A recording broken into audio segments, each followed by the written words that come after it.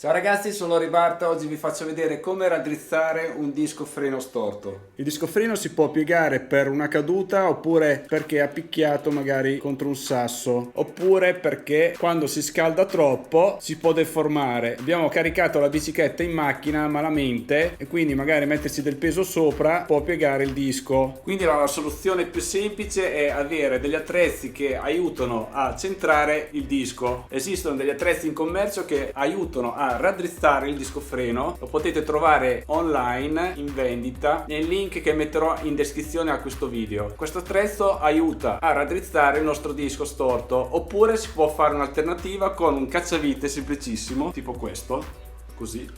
Poi aiutandosi con una fascetta di plastica e un foglio classico bianco. Questo disco è storto perché ha ricevuto un colpo, quindi noi adesso proviamo a raddrizzarlo con un semplice cacciavite. Per aiutarmi a trovare il punto dove è piegato, utilizzo una fascettina normalissima che lo fisso sullo stelo della forcella, in questo modo.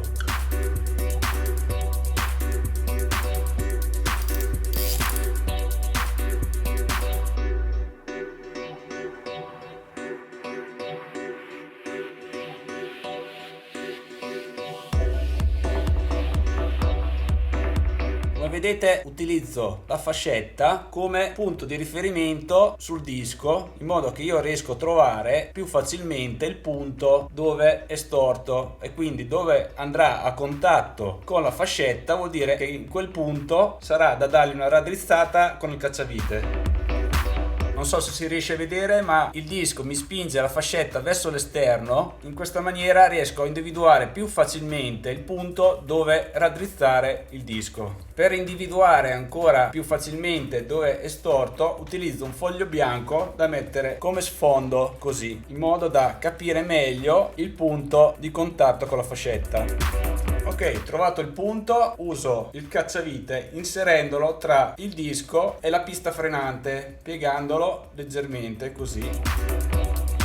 Il disco è molto elastico, quindi diciamo che fino a questa deformazione qui non sente nessun cambiamento. Da questa zona in più, spingendo verso l'esterno o verso l'interno, dipende da dove è piegato, incomincia a prendere la forma. Ora lascio, provo.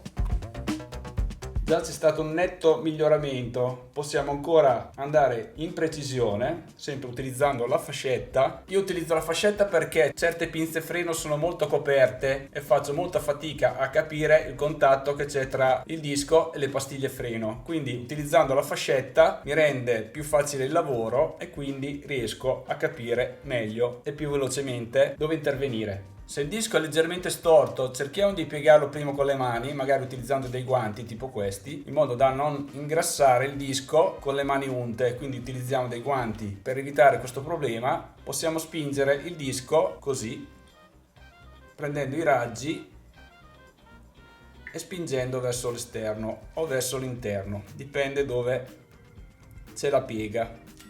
Poi si ricontrolla. Se non basta lo sforzo che diamo noi con le mani, dobbiamo per forza utilizzare un attrezzo come quello che vi ho accennato prima, oppure un cacciavite come questo, facendo attenzione a prendere solo il disco e non il resto, tipo il mozzo. Quindi facendo questa leva così